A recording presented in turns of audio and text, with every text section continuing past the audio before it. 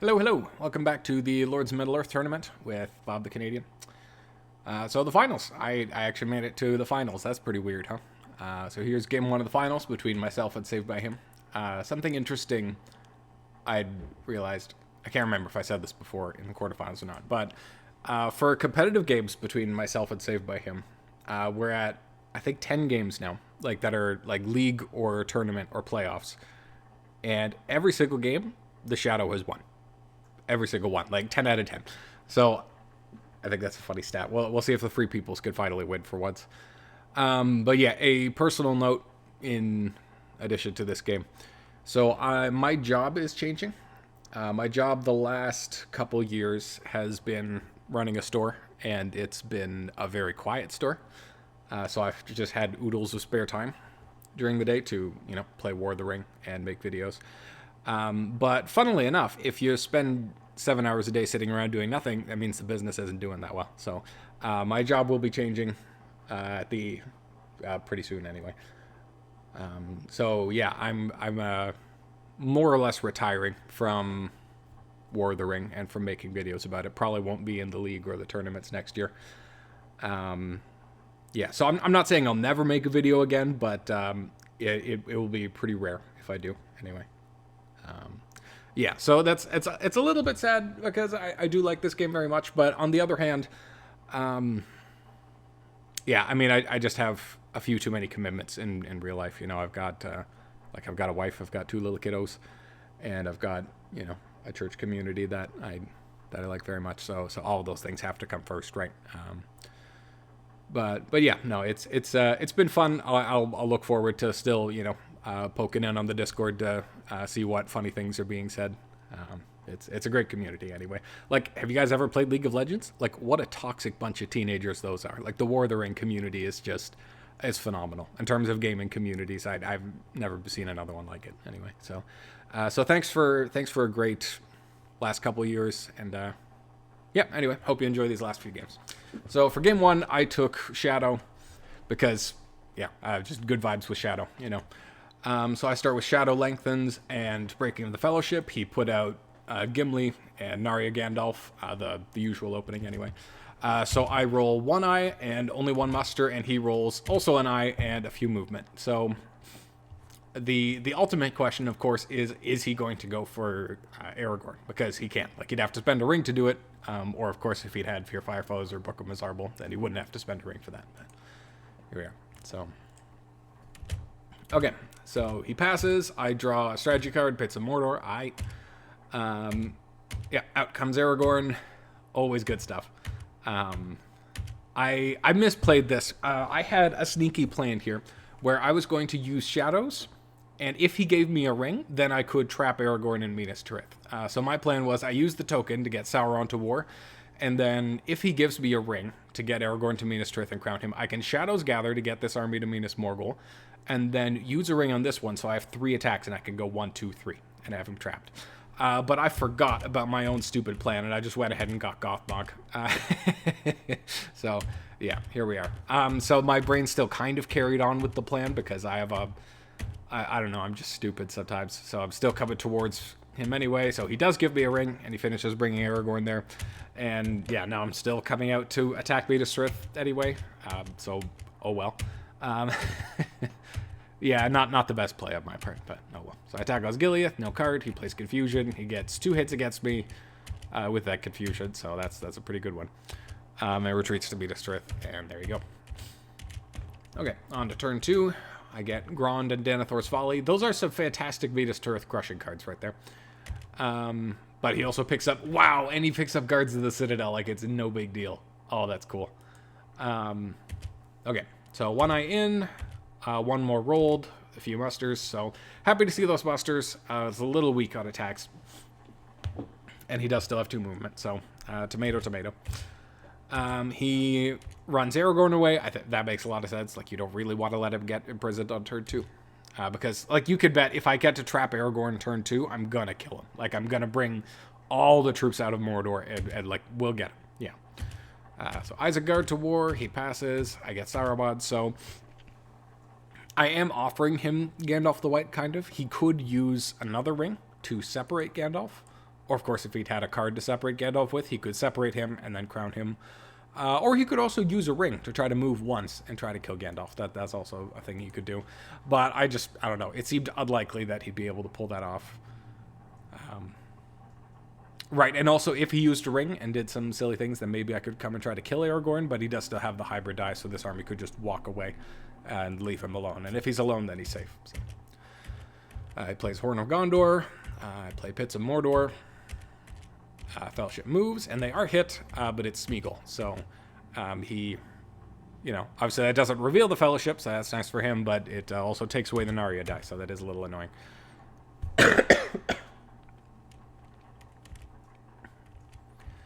Okay, he gets Galadriel. I move troops along. He also moves troops along. I also move troops along. And on we go to the next turn. So I get Shadow of Dol Guldur, which is pretty cool. Okay, 1 eye in, 2 more rolled, and tons of movement. So here comes the Fellowship. They are safe. I finished getting the Southwards and Easterlings to war. Fellowship moves again, and they're safe again. So 3 dice missing at 6, and then at 5 is just, it's pretty demoralizing. So I go ahead and bed for victory points here, which is, I know it's a little premature, and I knew it at the time, but I was feeling it. It's just kind of like especially when you're playing against a guy like Saved by Him, he's not going to make mistakes and let you catch up. It's like you need luck to win. So if you get behind and you're just hoping luck will bail you out, that doesn't feel good.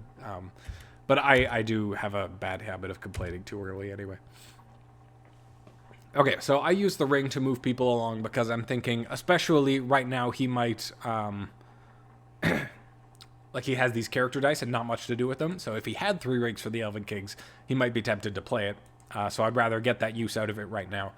And also, because I have 3 attacks, I could go besiege Dol Amroth right now. So... yeah. He moves again. He's hit. It's an eye. So 1 reveal. He takes the 1 damage and declares in Dimrill Dale. And then pulls a 1, and he takes Smeagol to that. So yeah, tough choices on both of those. He could have lost Smeagol and lost Gandalf there, and then he could get Gandalf the White right now. But then you're losing 2 3 health companions for 1 corruption each. So that doesn't feel great either. It's tough choices, yeah. So I decide to rush Dol Amroth with the Gothmog army instead, just because it has leadership. I don't get a hit anyway. He also doesn't get a hit. On I go. He uses the Will of the West to muster a Dol Amroth. I think that makes sense. Attack Laemden. Now I get a hit. He doesn't get a hit back. And then he uses a ring to muster in Dol Amroth again. I think that's pretty reasonable. I attack Dol Amroth, and yeah. Fellowship hides, and out comes the chief. Oh, Wizard Staff, cool. Okay, so then I have to pick which one to chuck here. And it's a fairly tough choice just because Half-Orcs and Goblet Men and Devilry of Orthanc is such a cool combo. You can plug down Isengard unit anywhere and then get to use it for the combat buff. But all of these are good corruption tools, and because both Strider and Gimli left the Fellowship is kind of vulnerable. Also, Smeagol's already gone. So, yeah, tough choices. But I end up chucking Denethor's Folly, yeah. So 1 eye in, no more rolled. Also not an eye from the Keepers, which is a bummer for me. But then the Fellowship gets hit on 1 at 6, and it's a reveal. So that helps. It definitely helps. So he does decide to lose Gandalf to that because, he has a Will of the West. Getting Gandalf the White feels good. If I'd had Day Without Dawn, I could have played it here, but yeah, well. I'm Morgul Wound, though, so that feels good. That's pretty good to play, too. Fellowship hides again. I move leadership around to, put that reroll back on them and to attack Dol Amroth. Fellowship moves again. And they're safe this time. Of course, hit on 1 at 6, safe on 2 at 5. Just, typical War of the Ring stuff. Then I muster up a Dol Guldur, muster up some more in Dol Guldur. And then I muster some Nazgul there. So I thought about mustering the Nazgul and then playing Shadow of Dol Guldur, which would, give me a Nazgul and let me walk away. But just because I had so many busters, I'd rather have elites than regulars, and then I can save this card for Mumakil as combat card with the Mumakil down in West Horondor here. So, Yeah, and it feels great, like when you see a Rohan that's still in its base setup like this, and the Dol Guldur army is strong, and you've got enough attacking dice, and there's no hybrid dice. It feels nice to just crash on in. So here I come. Uses Ghibli's ability, gets the dwarves closer to war. He uses a ring to move troops in the way. So I move. So here's what I was expecting to happen. I was thinking, so I'll move towards Helm's Deep. Then he will use this to move these troops into Helm's Deep. Then I'll use the character die to besiege him. Rohan will be one step away from war. And then next turn, I can walk onto both West Emnet and Edoras at the same time. And Rohan will be at war, but all the settlements will be conquered or besieged, and it'll be fine. So instead, he gets Gandalf the White, though, which is a pretty baller move. Part of me was tempted to backtrack to cover Saruman, but that would just felt too wasteful. So I decided to give up Saruman instead and besiege Helm's Deep. Saying, like, okay, if you have an Ent card, congratulations, you can kill Saruman. I get this stronghold for cheap, though, so cheers. As it turns out, he did not, in fact, have any Ent cards, but it was a pretty fantastic bluff on his part. Okay, so he's got Axe and Bow, and he's got King Brand. Still no Ent cards, though, which is pretty lucky for me.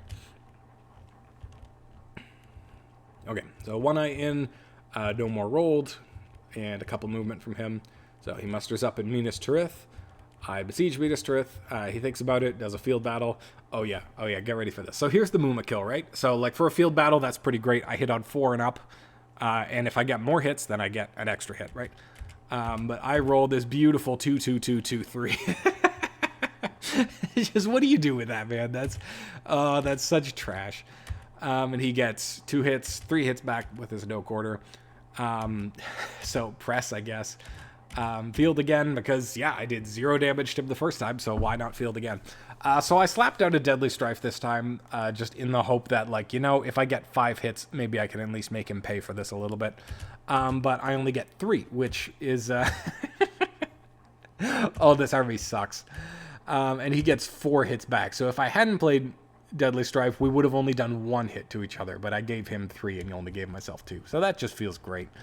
So I press and he gets to retreat and be besieged, and with Guards of the Citadel in hand, that is just such a beautiful scenario for him. He just did so much damage to me, and he's fine. So he plays King Brand's Men, gets to cycle a strategy card. I muster up an Orthanc because I don't have much else to do with that muster, and I would like to keep Saruman alive. 10 out of 10 is a thing I'd like to do. Okay, so then I, might as well cycle character cards while I have the chief sitting on the Fellowship. So I attack with Orc Patrol, it pulls a 3, so he takes Horn of Gondor and Legolas for it, that makes sense. Fellowship moves, and they're safe. I cycle another character card, Fellowship moves again, and they're safe again. So now that's definitely feeling antsy for me. I have made some military progress, if I win all 3 of these sieges, then I'm up to 7 points. Both Minas Tirith and Dol Amroth they're not pushovers. They're going to take a little bit, but I've made progress anyway. And he's only 2 steps away, so that's very doable that he might get to Mordor next turn. On the downside, he has used all 3 of his rings, so yeah, tomato. So I play Black Captain Commands, cycle into Cruel Weather. Always happy to see Cruel Weather, unless of course I'm playing Free People's lol. And I move my leadership to West Emnet and attack. And he scouts us away to Fords of Isen. That is absolutely the right choice. If you went to Edoras or to Fangorn, you're risking killing a, Aragorn or Gandalf. So,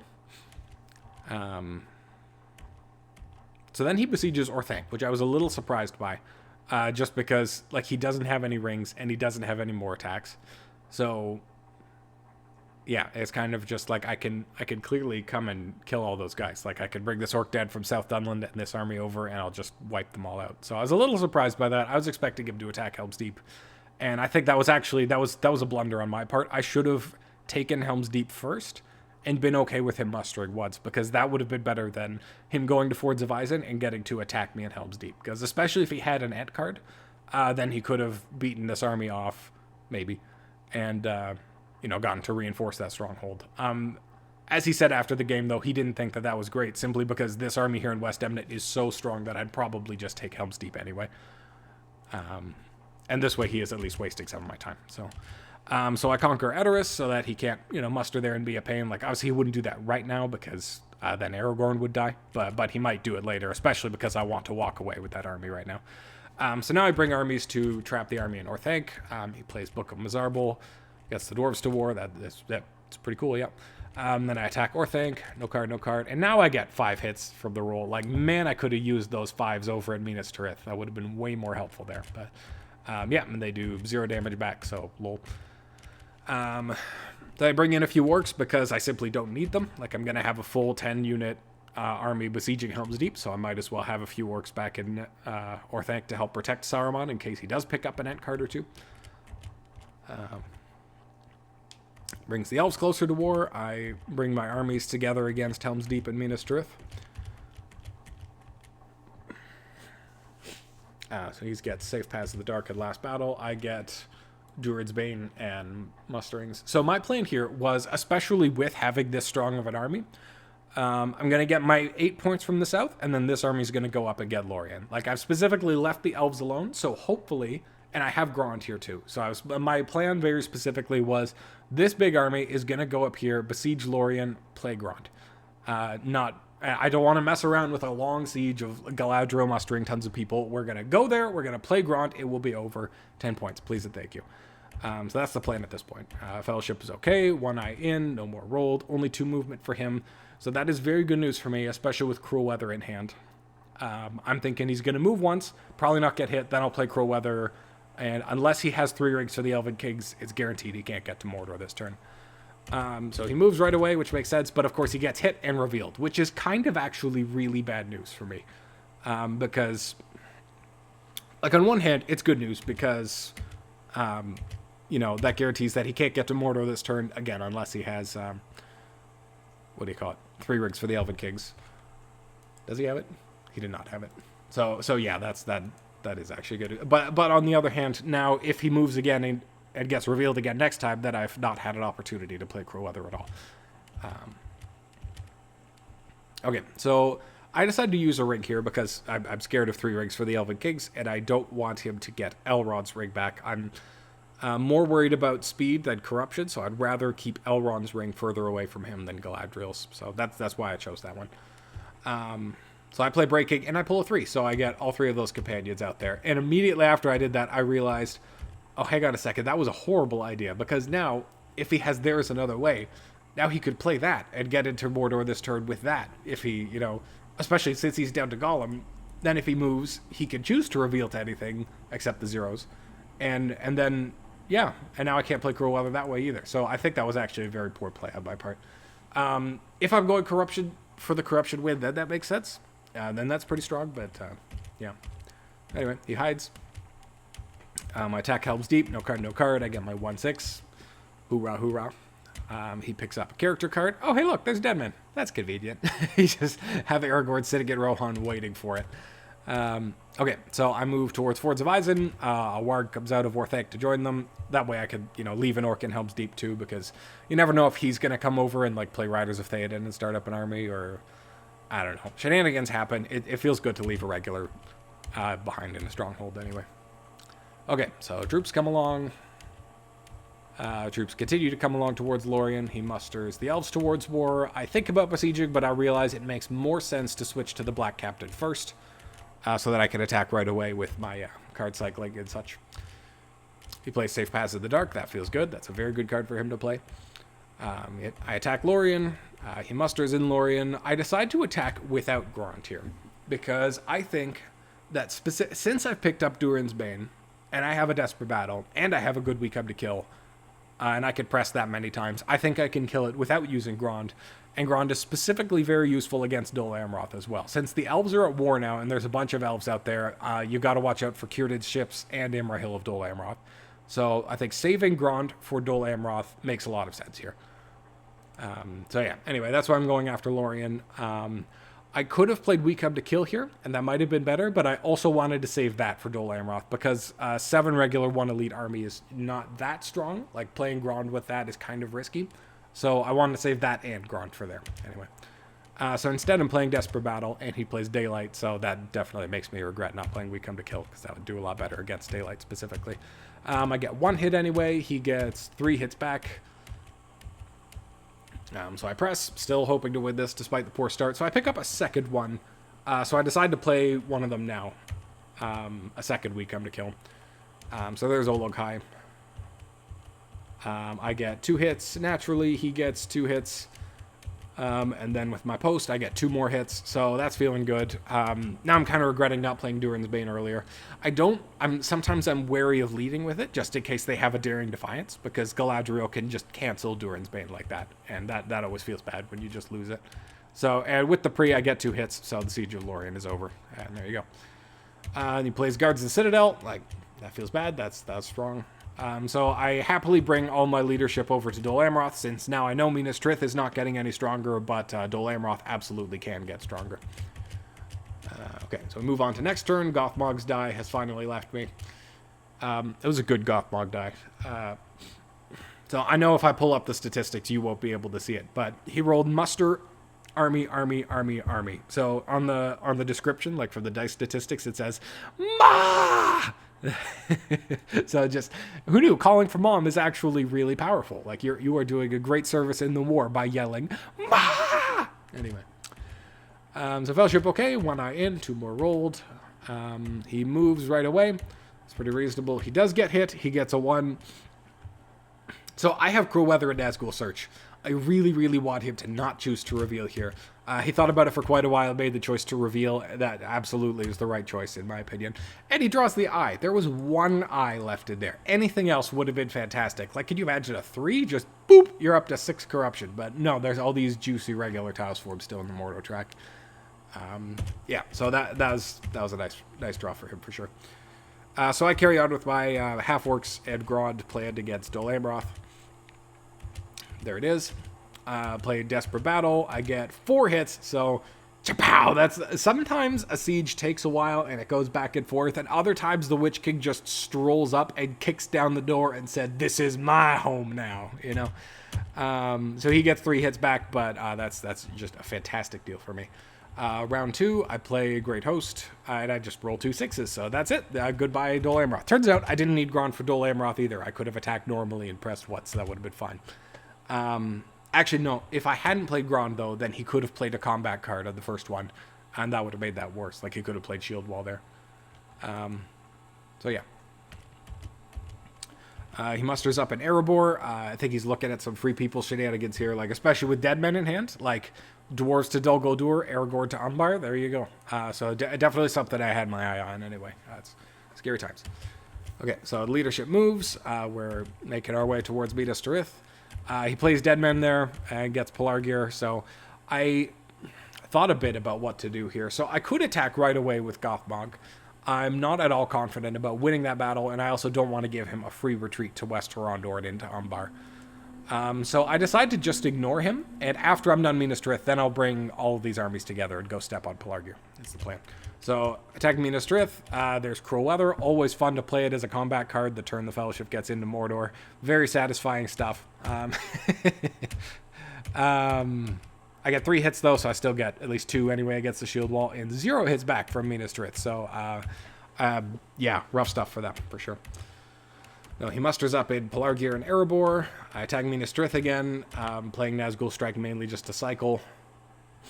Oh, man, in my hand there, I had Nazgul Strike, Nazgul Search, and Cruel Weather. All 3 of the fantastic hurting the Fellowship if they're on step 1 or higher cards, while the Fellowship is at step 0 into Mordor. That's if that isn't some troll cards there, I don't know what is. Yeah. Okay, so I roll 2 hits, so 2 plus leader, and he rolls again 0 hits back. So 0 hits on 14 dice, hitting at 5. That is quite something. Yeah, so of course he could use Heroic Death, but because there's 2 leadership, I also get to kill 1 with Black Breath. So both the leadership are dead now. I don't think I've ever seen that before. That like 2 leadership dies in the same round. So that's pretty funny. Okay, Fellowship hides, and I choose to use a ring to play the red tile here because, well, I don't think I need this attack right now to win militarily next turn. But I do think that there is a chance, like especially if he has There Is Another Way or 3 Rings for the Elven Kings, which we can see he does have now, that there's a decent chance he could win next turn. Not a decent chance, but like a slight chance, because he does have 6 dice. So, yeah, like you can get through Mordor in 6 dice. That's not impossible. So I decided I'd rather have another red tile in there right from the get-go and just plan on being able to get to 10 points next turn anyway without that extra attack that I had right there. So, am I crazy? A little bit, but yeah, choices were made. Okay, so he's into Mordor. A couple red tiles are there, but a lot of good tiles too. 1 eye in because I have to. 1 more roll, a decent number of attacks. He moves right away, and it's a red eye. So just, geez Louise, man, that's not cool. Obviously, I'm very happy to see that, but it's pretty rude. Like, it wasn't that likely that he'd hit a red tile. Like, yes, that's what I was going for. That is why I put in a red tile just now, but still very lucky for me, of course. Okay, so now attacking Minas Tirith again. Using an onslaught here because I have a ton of regulars to burn through against Daylight. So I get 1 hit. He gets also 1 hit back.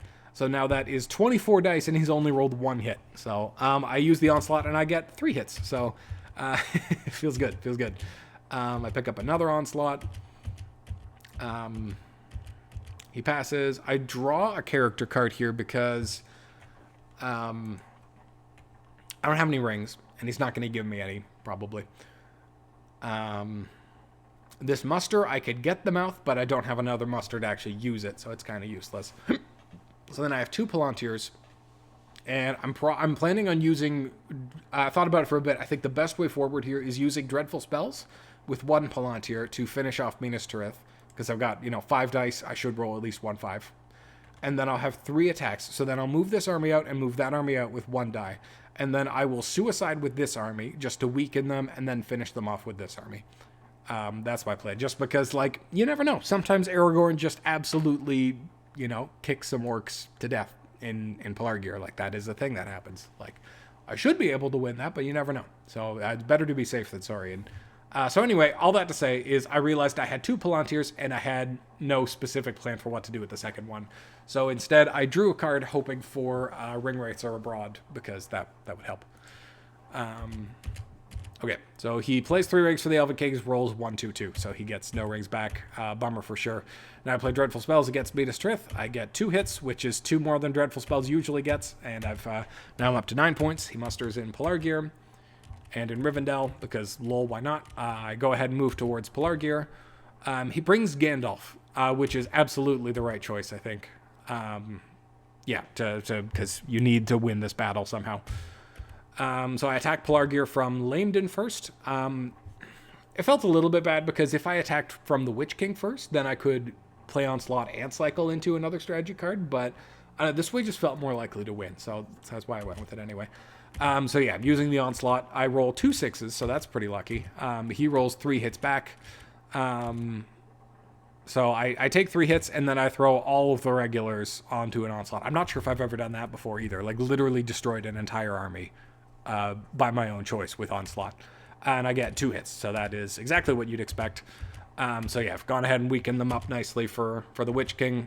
He musters up. That is the last Gondor regular there. For if you're wondering why he didn't muster any Gondor elites, he didn't have any. That is largely what this plan was revolving around. After I saw Deadbed, I looked at the force pool, it's like, oh, there's literally 3 Gondor regulars left for him to muster. He cannot muster a big army here.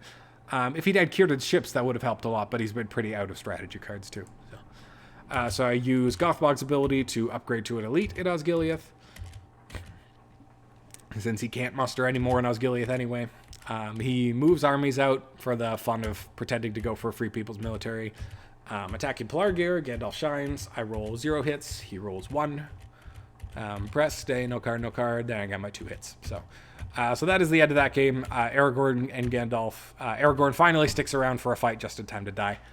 And yeah, that's that. So, and it started out looking pretty good for Free Peoples, but the luck swung pretty hard after that. Yeah, not very close at the end. Anyway, if he hadn't gotten stalled with that reveal, and he was in a turn earlier, then I think it would have been a lot closer.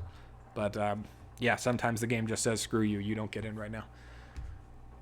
So I'll pull up the statistics and tell you about them. I know you can't see them. A lot of people have told me that you can't see them because I started using OBS and I don't know it very well. But yeah, there's the Gothmog that I was talking about before. Oh, I love that. That just puts a smile on my face every time. Net +1 on attacks for me.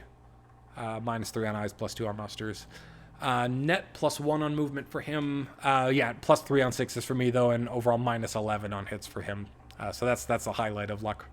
Anyway, so yeah, I definitely did get luck here. Also, if you bring cards into play, then I definitely got luck here. So. Yep, so that is the end of game 1. Next time I'm stuck playing as Free Peoples, and I will undoubtedly lose because now we are 11 for 11 in competitive play that Shadow always wins. So so we'll probably go to game 3, and then whoever gets Shadow will win. So that's just how that works. Yeah, thanks for watching. See you next time.